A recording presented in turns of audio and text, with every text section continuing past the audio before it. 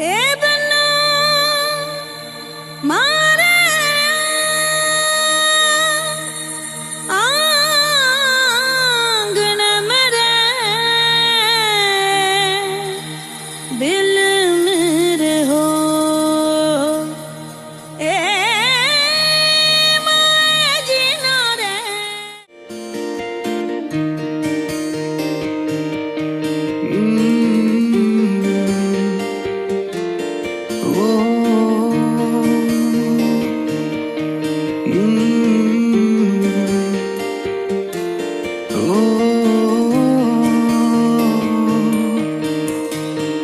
याद तेरी याद मुझे आने लगी जान मेरी जान अब जाने लगी ये मेरी सांस थम जाती अभी तू सामने घर आती नहीं पर जाने न तू जाने न तू पर जाने न तू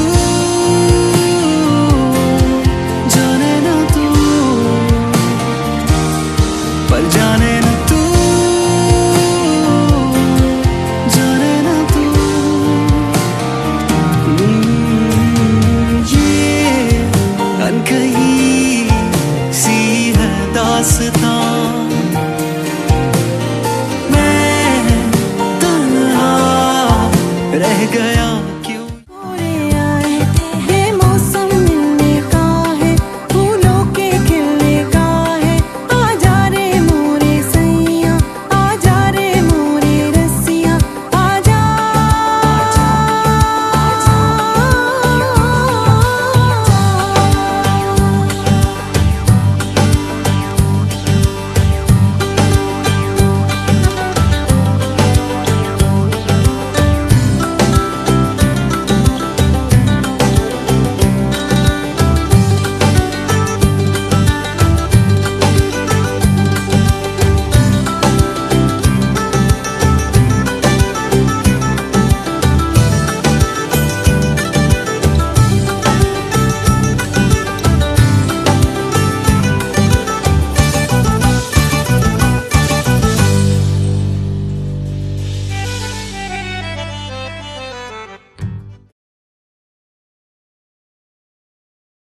That's at one level, of course. But you're going very deeper into the emotional landscapes of these people. In particular, the relationship between men and women. And in the case of many of your interlinked short stories, it's the older men who really prey in a terrifying way on much younger, vulnerable, sadder women. This is true. But I think just generally, women in Pakistan are powerless, more or less. I mean, there are exceptions, of course, but therefore they have to use whatever means are available to them to achieve their purposes. And obviously, sex is one of the strongest cards they hold. And work, by definition, if you're looking for powerful men, generally they're older men. You are young and nubile. The object of your affections is older and powerful, and that's a dynamic that I see very much in Pakistan. Right. So do you see these women as victims? They are victims, yes, but they're victims who are trying to empower themselves, and often in misguided ways. And often failing miserably. And failing miserably. I mean, this is the thing about being powerless. When you're powerless, often you do fail, because men generally have power of themselves, but women having power through men, whenever the affection of the man is withdrawn, they lose everything they've gained. Right. I mean, there are stories of really heartrending rejection. Samina, the servant girl who works up trading sexual favors, ends up into destitution. The genteel, lower middle class sort of companion to the grand landlord, Mr. K.K. Haruni, also is horribly rejected and driven out of the house after his death. So it's a very inequitable relationship. It is an inequitable relationship, and I think in Pakistan there's a great deal of inequity, not just between older men and younger women, but between all sorts of people. It's a country in which there is a great deal of unfairness.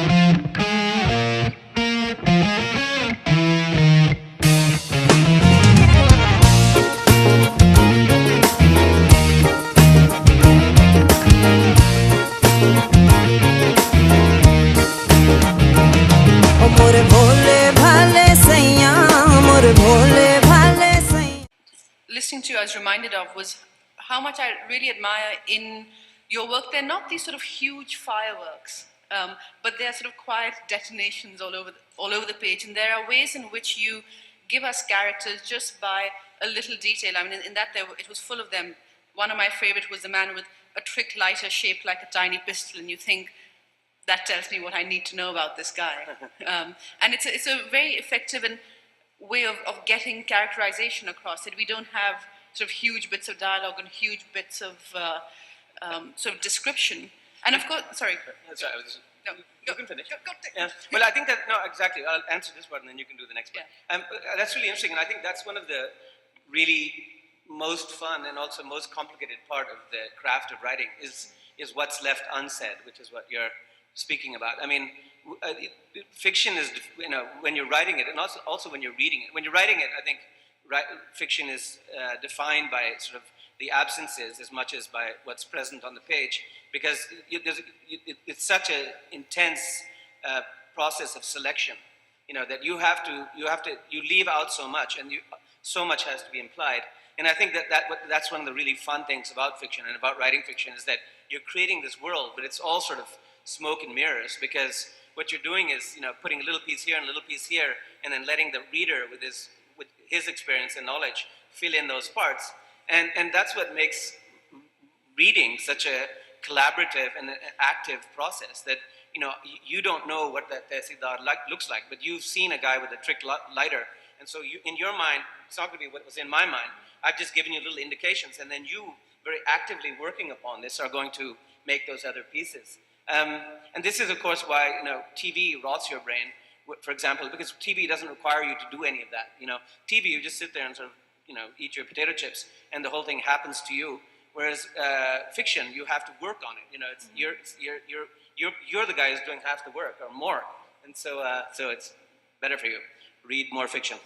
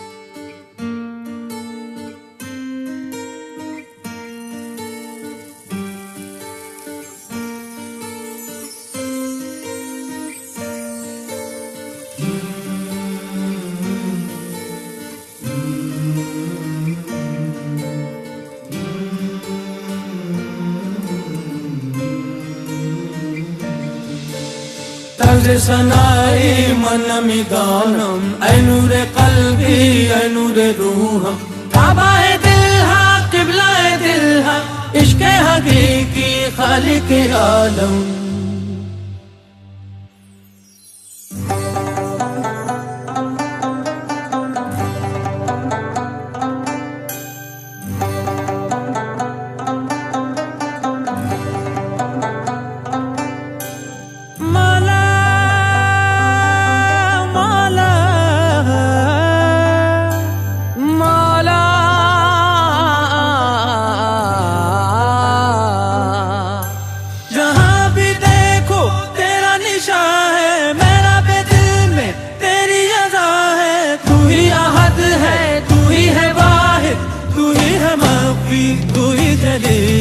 ये सब तुम्हारा करम है आका, ये सब तुम्हारा करम है आका, के बात अब तक बनी हुई है। ये सब तुम्हारा करम है आका, के बात अब बनी हुई है। किसी का एहसान क्यों उठाए, किसी को हालात क्यों बताए, तुम ही से मांगेंगे तुम ही दोगे, तुम्हारे दर से लगी है।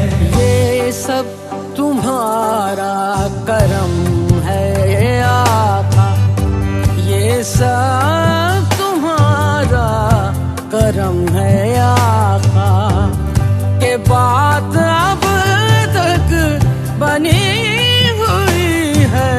ये सब तुम्हारा करम है आका, के बात अब तक बनी हुई है।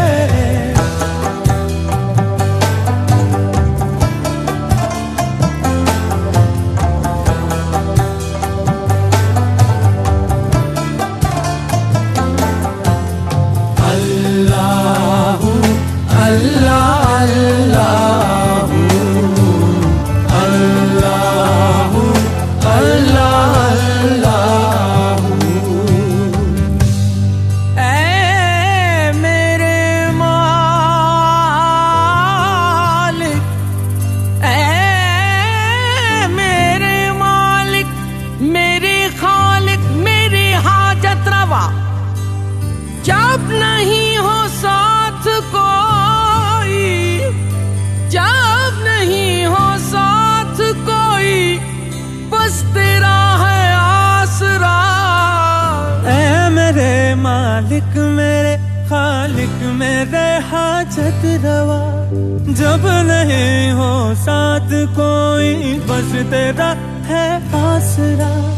चाहे कहीं जो गहरा अंधेरा, तेरी अदा से आए सवेरा, तेरी ही खलकत चांद तारे, तूने ही बख्शी ये रोशनी है। ये सब तुम्हारा करम है आका, ये सब